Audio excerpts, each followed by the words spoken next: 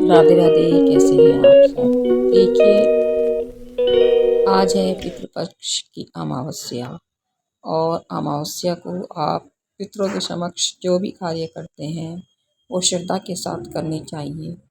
तो देखिए, मैं खाना बना रही हूँ क्योंकि आज हमारे ससुर जी का भी श्राद्ध है और पितृ अमावस्या भी है। तो मैं आज उनकी पसंद का हलवा बनाऊंगी। तो यह मूंग की दाल का हलवा बना रही हूँ और साथ में मैं बनाऊंगी खीर, चावल और पूरी सब्जी। तो इस प्रकार आप पितरों के समक्ष उनके लिए जो भी कार्य करते हैं प्रसन्नता के साथ करें, श्रद्धा के साथ करें। तो इससे उनको जो आप भोजन देते हैं वो उनके निमित्त जो भी आप भोजन बनाते हैं वो उनको लगता है और वे प्रसन्नता से इसे ग्रहण करते हैं। तो मैंने मूंग की दाल का हलवा बनाया है और जो ये पानी है मैं इसे आटे में गूँथने में इस्तेमाल करूँगी। तो मूंग की दाल का हलवा बनाने के लिए सबसे पहले मैंने शुद्ध देसी घी का इस्तेमाल किया है। और क्योंकि हलवे में देसी घी का ही प्रयोग किया जाता है, ये घर का ही बना हुआ घी है क्योंकि मैं अपने घर में मलाई की सहायता से बनाती हूँ। तो इस प्रकार मैं ये हलवा बना रही हूँ। तो मैंने इसको ग्राइंड कर लिया। मूंग की दाल का हलवा बनाने के लिए पहले उसे एक रात आप भिगो दीजिए और सुबह पानी निकाल कर उसे पीस लीजिए, ग्राइंड कर लीजिए। तो मैंने इसको ग्राइंड कर लिया है और अब मैं हलवे में घी डालकर मूंग की दाल इसमें डालकर भून रही हूँ। इसे कम आंच पर ही भूनना चाहिए। और देखिए, अब ये मैंने इसको भून लिया है और दाल अलग हो गई है, मतलब कि ये कणों में विभाजित हो गई है। और इसके बाद मैंने इसमें 1 गिलास दूध ऐड कर दिया है। दूध ऐड करने से इसमें मावे का थोड़ा सा टेक्सचर आ जाएगा। तो इस तरह मैंने इसमें दूध ऐड कर दिया है।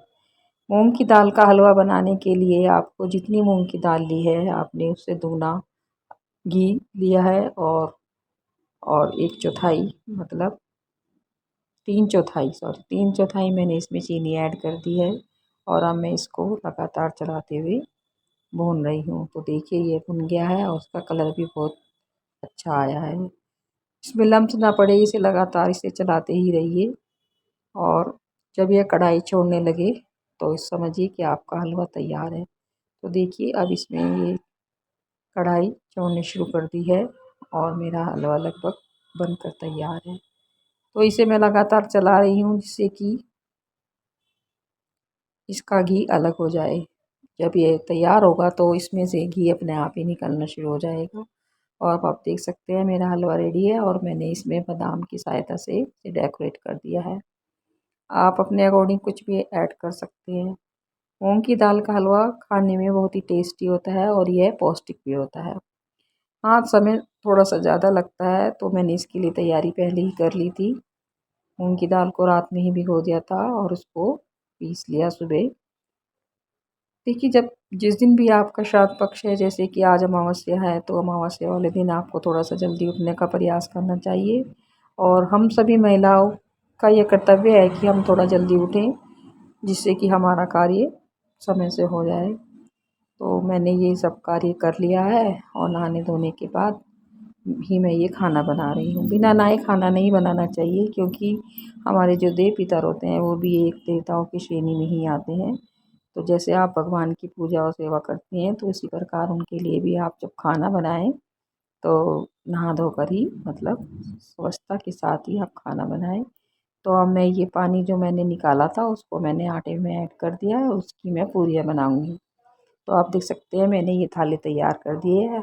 आलू टमाटर की सब्जी है और ये थाली मैंने तैयार करी है खीर पूरी। तो जब भी आप खाना निकालें तो दक्षिण मुख होकर ही खाना निकालना चाहिए। और या तो आप अरबी के पत्ते ले लीजिए या फिर बड़ के पत्ते पे आप खाना निकालें। और कुशा यानी कि दुर्वा को हाथ में लेकर ही ये खाना निकालना चाहिए। पितृपक्ष में जो ये खाना निकाला जाता है, घर का कोई बड़ा है, पुरुष वर्ग में ये आपका बेटा है और आपके हस्बैंड है, ये खाना आप निकाल सकते हैं। और खाना निकालते समय दक्षिण की तरफ मुख होना चाहिए और पूरब की दिशा की तरफ भी आप मुख कर सकते हैं। कौवे को खाने खिलाने के पीछे एक एक कारण है कि यह यम का प्रतीक है, और यदि हम इसे खाना खिलाते हैं तो यह सीधा हमारे पूर्वजों को, हमारे पितरों को पहुंचता है। और खाना निकालने में आप अरबी के पत्ते हैं, बड़े के पत्ते हैं, उसका प्रयोग कर सकते हैं। और खाना देने के बाद जब खाना आप निकाल दें पितरों के लिए, तो आप शाम के समय जब आपके पितर विदा होते हैं तो एक दिया जलाएं और उसे दक्षिण दिशा की तरफ मुँह करके जलाना चाहिए। और गीता का पाठ अवश्य ही कराएं। गीता का 7वां और 11वां पाठ अवश्य ही कराना चाहिए। गीता में कहा भी गया है, अर्जुन से कहते हैं, यह जो वास्तविकता है में मेरे उत्कृष्ट जन्म और गतिविधियों को समझता है, यह शरीर त्यागने के बाद पुनः जन्म नहीं लेता और मेरे धाम को प्राप्त होता है। इसलिए श्री कृष्ण जी कहते हैं कि मेरी शरण में आओ। और श्री कृष्ण जी कहते हैं, जन्म लेने वालों के लिए मृत्यु उतनी ही निश्चित है जितना कि मृत होने वाले के लिए जन्म लेना। इसलिए जो अपरिहार्य है उस पर शोक मत करो।